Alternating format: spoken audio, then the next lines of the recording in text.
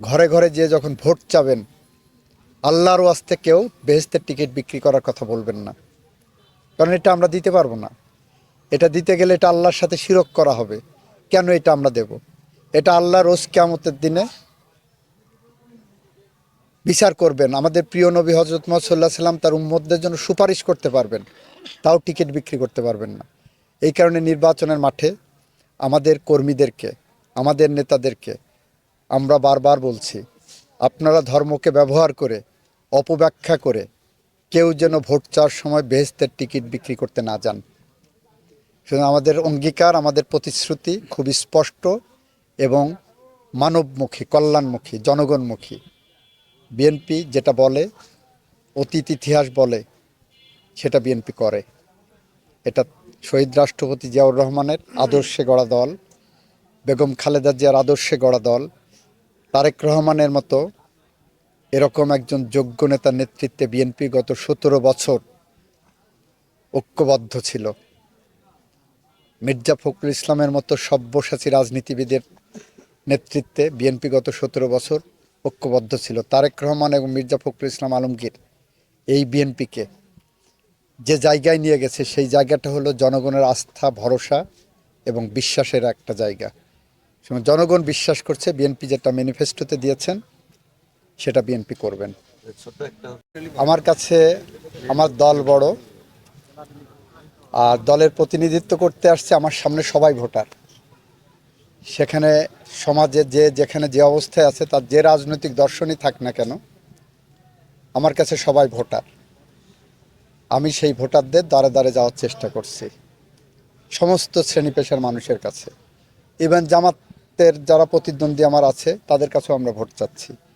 তাদেরকে বলছি, এটা আপনাদের সময় না, এ সময় আমাদের।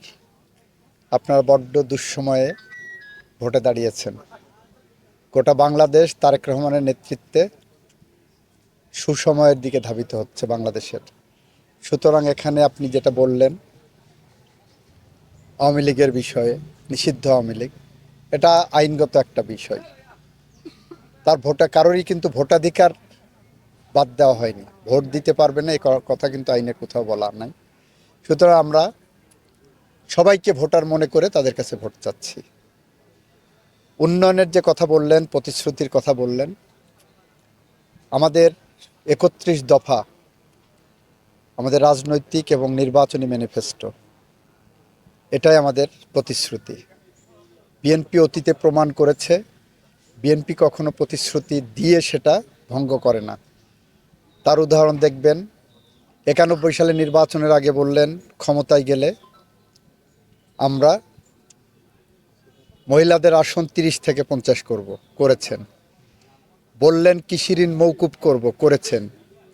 বললেন 25 বিঘা পর্যন্ত কৃষি জমির উপর খাজনা মওকুফ করব, সেটা করেছেন। বললেন তত্ত্বাবধায়ক সরকার ব্যবস্থা দেব যাতে জনগণের ভোটাধিকার নিশ্চিত হয়, সেটা করেছেন। বললেন মহিলাদের, নারীদের, বালিকাদের শিক্ষা ফ্রি করে দেব, করেছেন। তো বিএনপি কখনো তার নির্বাচনী ম্যানিফেস্টো থেকে এখন পর্যন্ত সরে আসেনি। এবার বলেছেন নারীদের জন্য, গৃহিণীদের জন্য ফ্যামিলি কার্ড করবেন, করবেন। বলেছেন কৃষকের জন্য কৃষি কার্ড করবেন, করবেন। বলেছেন শিক্ষার পরিবেশ ফিরিয়ে আনবেন, আনবেন। এই তো আমাদের প্রতিশ্রুতি। এটা রাগ ঢাকের কিছু নাই, এটা গোপন কোনো প্রতিশ্রুতি না।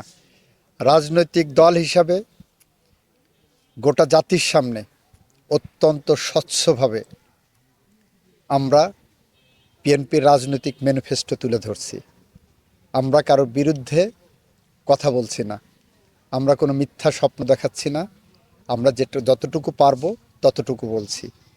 আমরা আমাদের নির্বাচনী প্রচারণায় বলছি, কর্মীদেরকে নিষেধ করে দিচ্ছি